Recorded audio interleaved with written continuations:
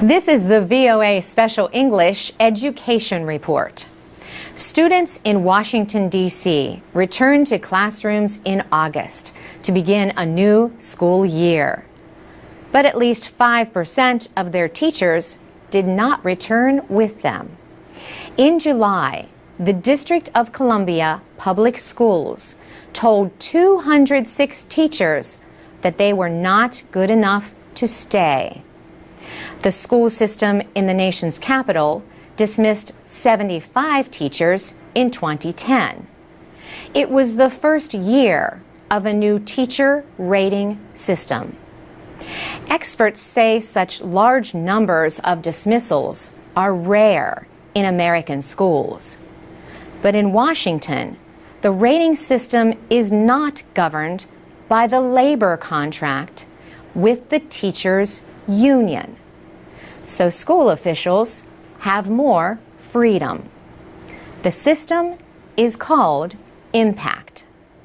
Teachers are observed in the classroom 5 times a year for at least 30 minutes each time. They are also judged by student test scores. Administrators rated 65 of the 206 teachers as ineffective. The others lost their jobs because they were rated minimally effective for a second year. Emily Cohen at the National Council on Teacher Quality, a private research group, praises the impact system. This is an evaluation instrument that is finally able to capture who is highly effective and who is ineffective, and who could be doing better and could use some assistance. Most evaluation instruments in the country do not capture teacher performance. All teachers are rated satisfactory. Some Washington teachers say their ratings depend too heavily on test scores. For some teachers, half of their rating is based on how well their students do. But Emily Cohen says testing is probably the most objective data that we have on teacher performance. The district is also looking at other things, she says, so it's not just looking at student test performance. Teachers with the highest rating can receive a bonus of up to $25,000. In addition, they can receive a pay increase. Almost 60% of the teachers who were rated minimally effective in 2010 stayed in the school system and improved. School officials say these teachers received help to become better. The Washington Teachers Union says impact unfairly hurts teachers who work in schools with high rates of poverty. The Washington Post reported that most of the teachers with the highest rating work in schools with lower poverty rates. For VOA Special English, I'm Carolyn Presutti. For more education news and to learn American English, go to voaspecialenglish.com. This is the VOA Special English Education Report. John Wooden died in June at the age of 99. He was one of the greatest 20th century Americans in sports. He was an excellent college basketball player. He led Purdue University to a national championship in 1932. After college, he was a high school coach. He also taught English for 9 years. But where he really made his mark was at the University of California, Los Angeles. He was head coach of men's basketball for 27 years. His teams won a record 10 national championships. These included 7 in a row during the late 1960s and early 70s. The Bruins have won just one other championship since then. He coached famous players like Kareem Abdul-Jabbar, known then as Lou Alcindor, and Bill Walton. Several years ago, Kareem Abdul-Jabbar spoke at a ceremony honoring John Wooden. He said, "Many top athletes worry that they will be exploited for their skills by their coach." But that was not the case with John Wooden. The coach was praised for how he taught the basics of the game, like passing, defense, and moving without the ball. But he also offered life lessons as a speaker and author. His books included the self-improvement guide, Pyramid of Success. At a speaking event when he was already in his 90s, he explained that his father had taught him a few things about success. He said, "I was raised on a small farm in southern Indiana. Dad tried to teach me and my brothers that you should never try to be better than someone else. Always learn from others, and never cease trying to be the best you can be. That's under your control." Those words later helped him with his own definition of success. He said, "Peace of mind attained only through self-satisfaction and knowing you made the effort to do your best. I believe that is true. If you make the effort to do your best, trying to improve the situation that exists for you, I think that is success, and I do not think others can judge that." His wife of 53 years, Nell, died in 1985. At UCLA, the man known simply as Coach had a record of 620 wins and 147 losses. Current coach Ben Howland calls John Wooden the greatest coach in the history of basketball. And that's the VOA Special English Education Report. This is the VOA Special English Education Report. The International Baccalaureate Organization was founded in 1968. It works with schools in 143 countries to offer programs for students aged 13 to 19. These programs, it says, help develop the intellectual, personal, emotional, and social skills to live, learn, and work in a rapidly globalizing world. The organization says IB programs are in more than 3,000 schools. The majority of these schools offer IB diploma programs. High school students have to complete 6 courses, pass exams, and write a 20-page paper to earn an IB diploma. The courses are in humanities, science, arts, math, a second language, and their own language. Students can also attend special events. Recently, more than 300 IB diploma students from 13 countries attended a conference at the University of British Columbia in Canada. The 5-day conference was called The New Sustainability, Making Things Better, Not Just Less Bad. The students heard from professors, graduate students, activists, and others. One of the speakers was Drew Deutsch, director of IB Americas. He says the conference was meant as a way for students not only to learn about the environment, but also to develop lasting relationships.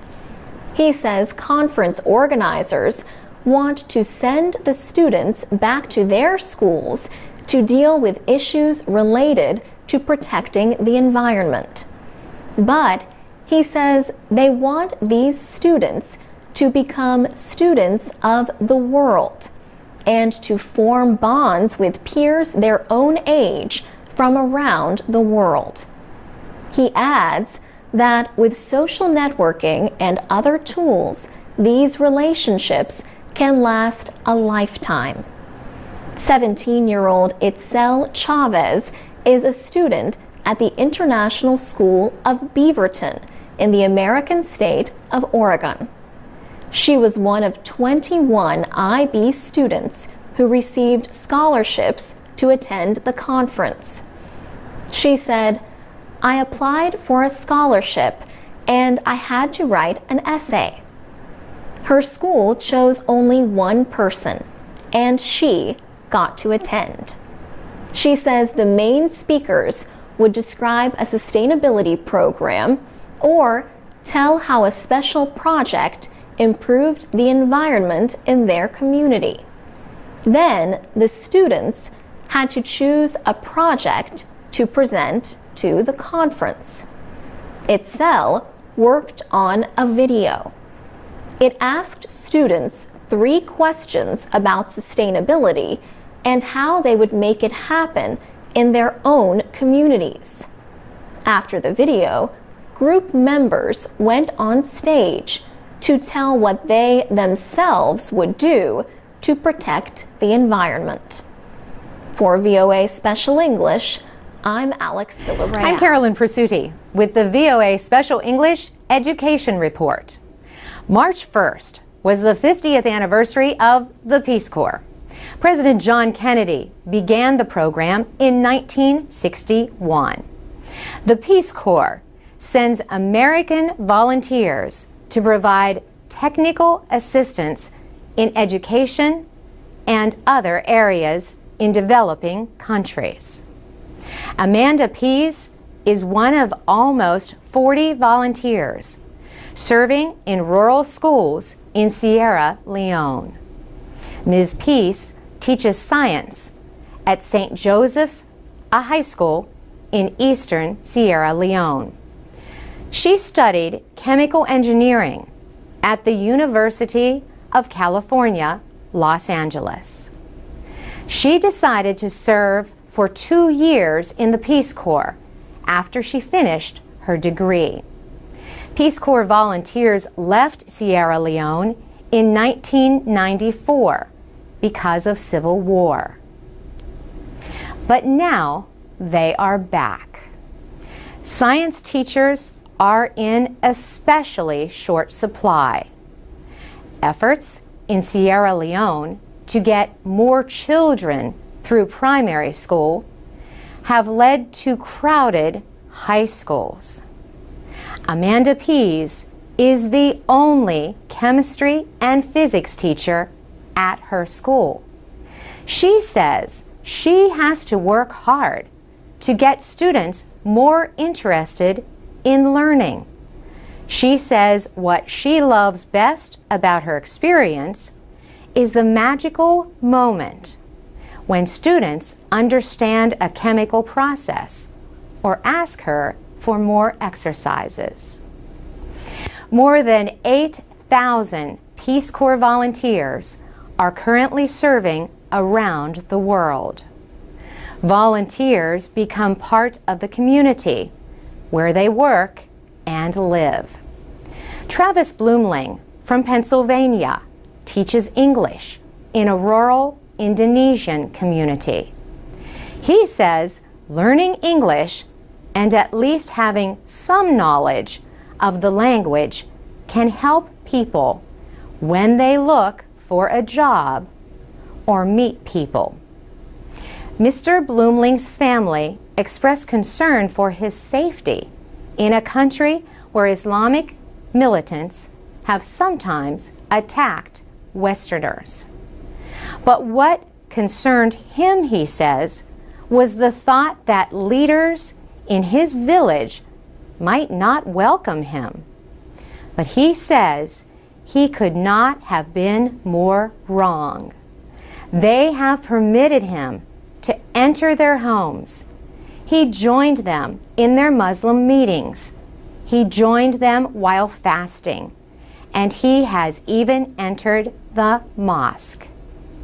In addition to Indonesia, Peace Corps volunteers in East Asia serve in China, Thailand, Cambodia, Mongolia, and the Philippines.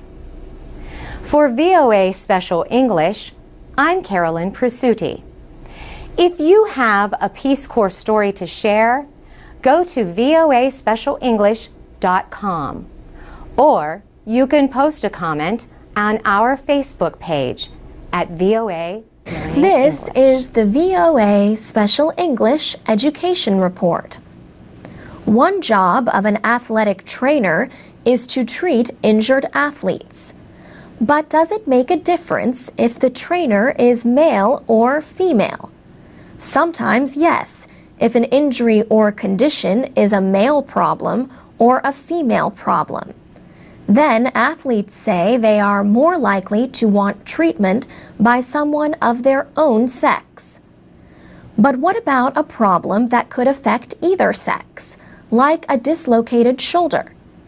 Researchers at North Carolina State University asked male football players at 2 American colleges. The study found that those players would still probably choose a male trainer unless the injury made them feel depressed. Then they would most likely choose a female trainer.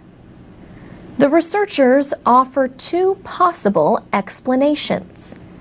They say football players might be seen as weak if they talk about their depression with a male trainer.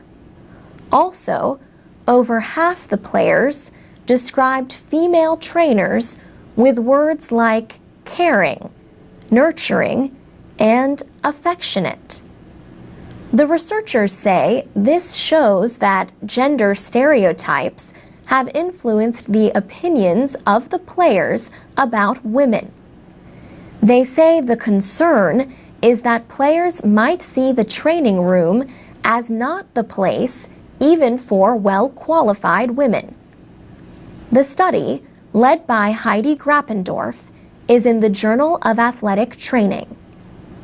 Trainers are an important part of an athlete's life, but an organization based in California is working with coaches to help influence boys to show more respect toward girls and women. Feroz Moideen is director of the Coaching Boys into Men program of the Family Violence Prevention Fund.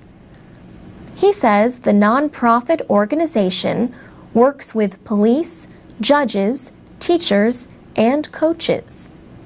He says the group used $1.5 million donation from the Nike Foundation to expand the program to cricket players in India. He said they used the power of cricket coaches to educate boys about healthy and respectful behavior toward women and girls. Written materials are also being provided to other countries through UNICEF, the United Nations Children's and Educational Agency. Brian O'Connor of the Family Violence Prevention Fund says young men need guidelines in how to treat young women, in person or online. He says problems include unwanted or excessive text messaging or breaking into someone's Facebook account. He says this digital dating abuse has increased through technology. And that's the VOA Special English Education Report. This is the VOA Special English Education Report. Last week, we told you about a program that trains women in prison to start their own businesses after their release.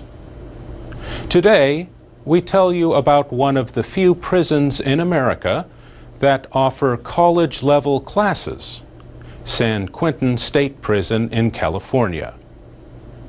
Judy Lewin volunteered to teach in the college program at San Quentin in 1999. She was a graduate student.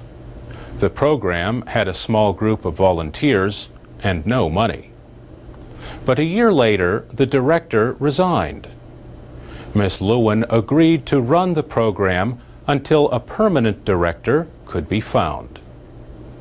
But once I started doing the work and got more deeply involved, I started to think more and more about what this program could become. The Prison University Project seeks to prepare men to lead thoughtful and productive lives inside and outside of prison. 20 courses are offered each semester. Classes offered this past semester included English, math, United States history, and Russian and Soviet history.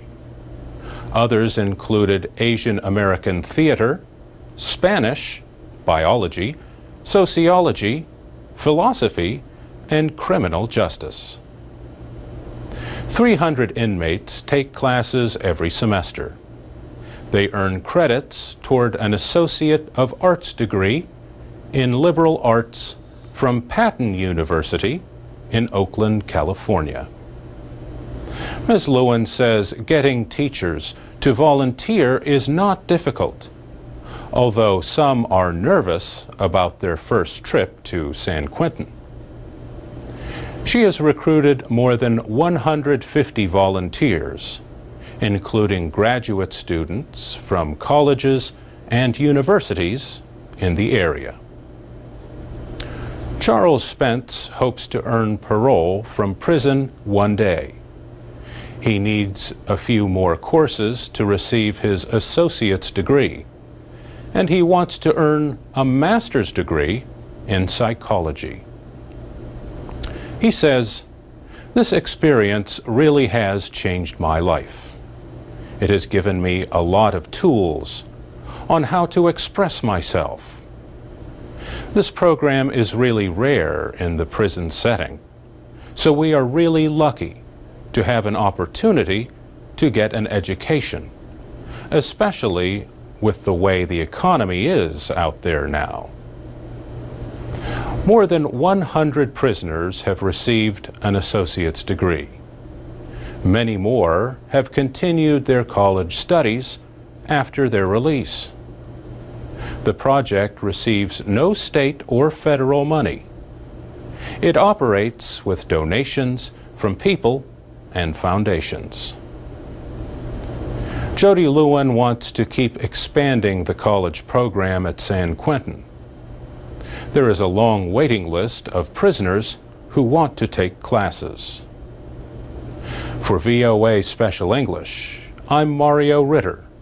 For more programs and activities for learning English, go to voaspecialenglish.com. I'm Alex Villarreal with the VOA Special English Education Report.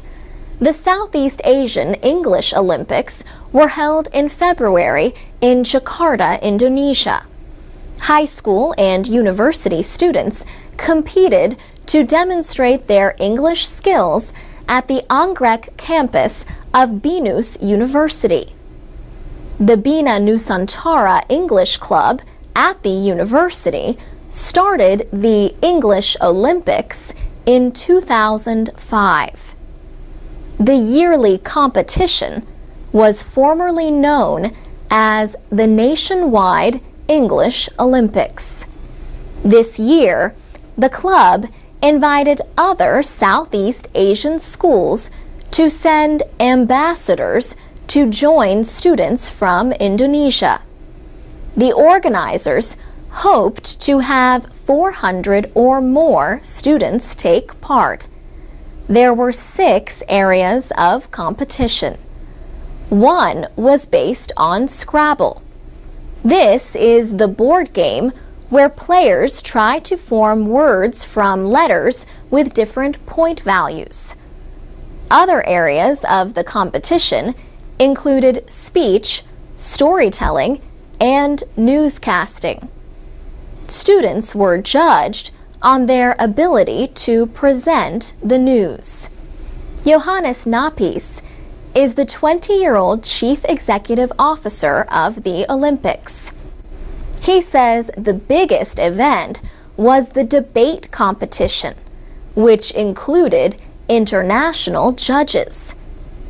He says the competition used the British parliamentary system, but debaters could use either British or American English.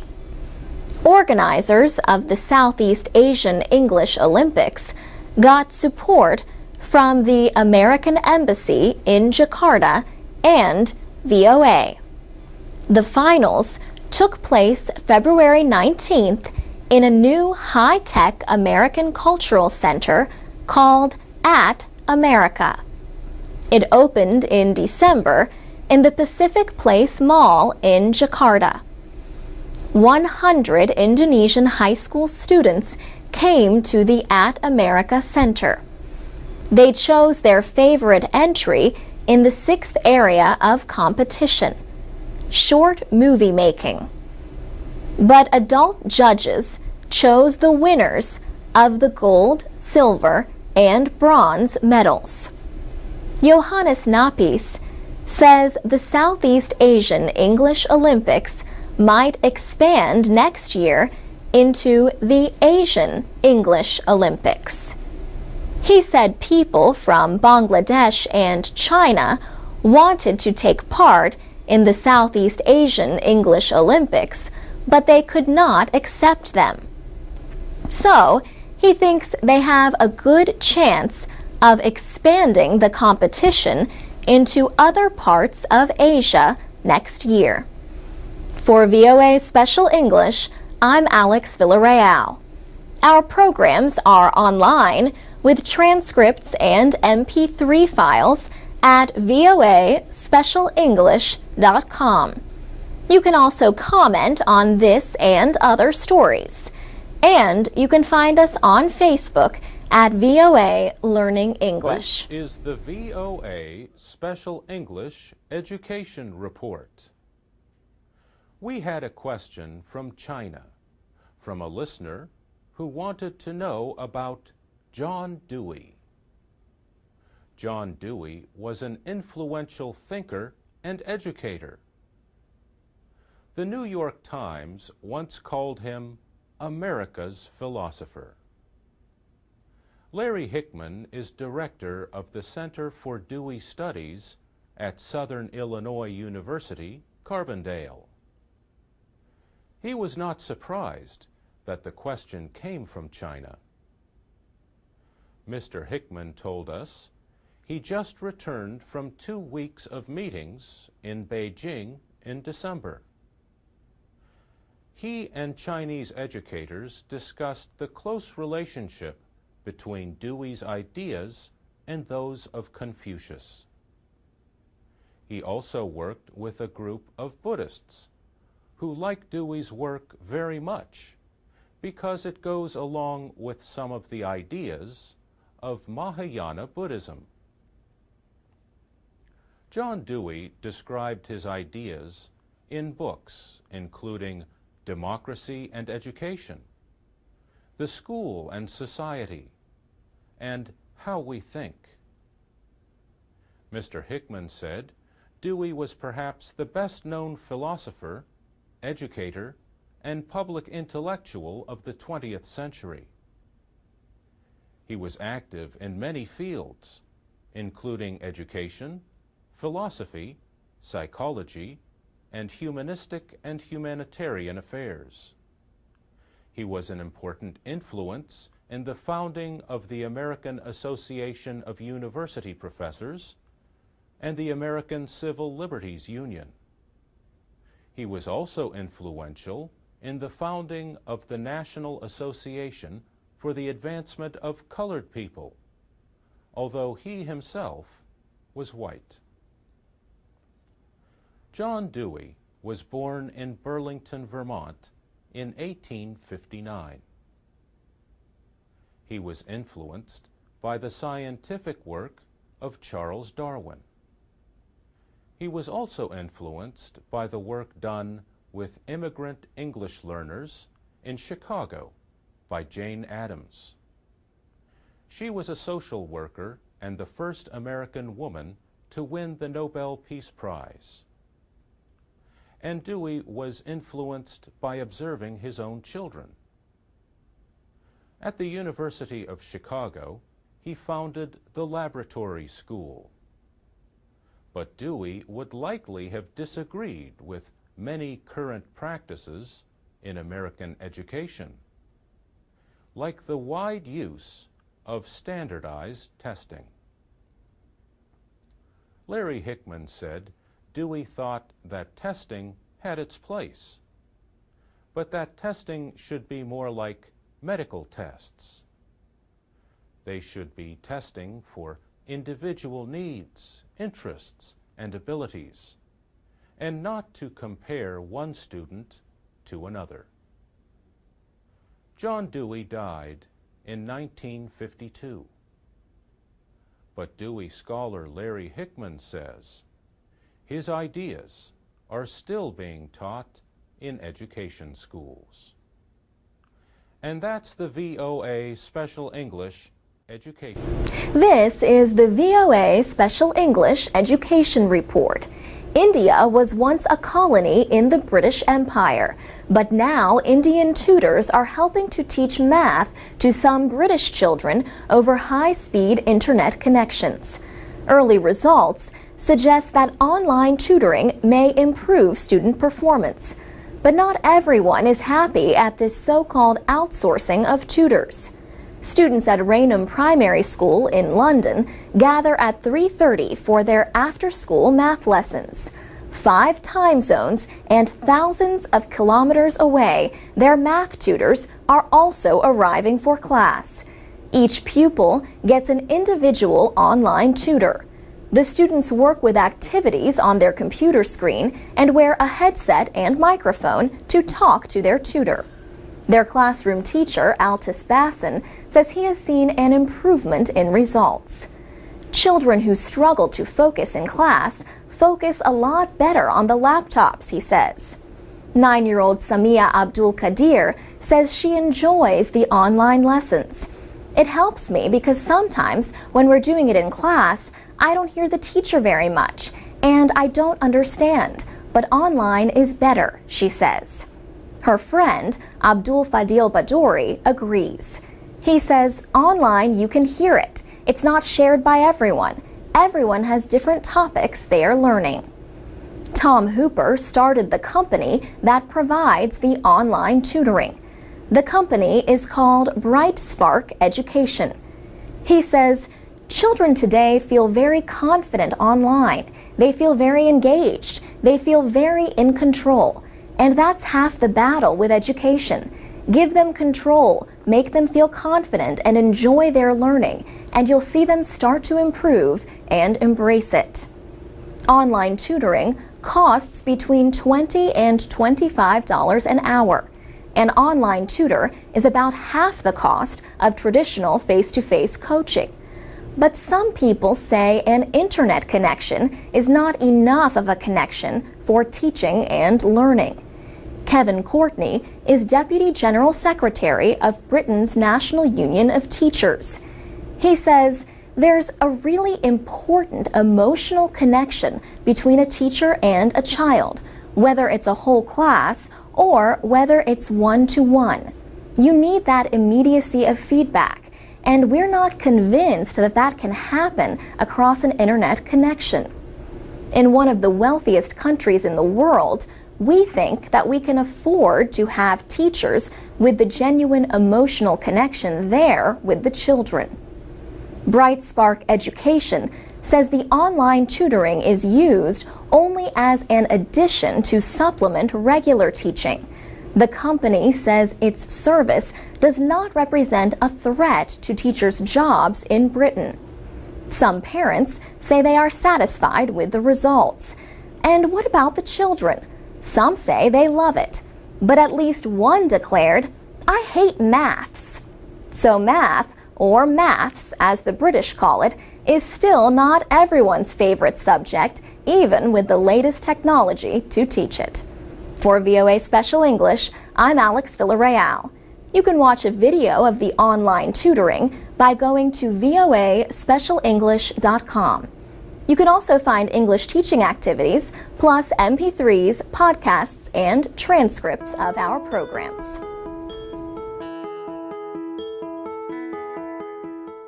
From VOA Learning English, this is Education. Immigration reform is a top policy goal this year in Washington. President Obama and a group of Democratic and Republican senators who have been preparing legislation agree on one thing.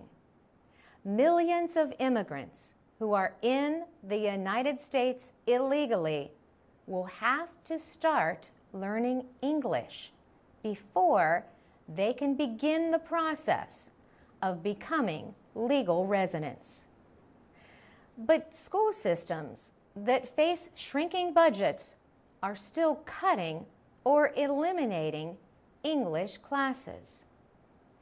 Overcrowding is especially bad in California. That state is home to 1 of every 4 non-English speaking immigrants in the United States.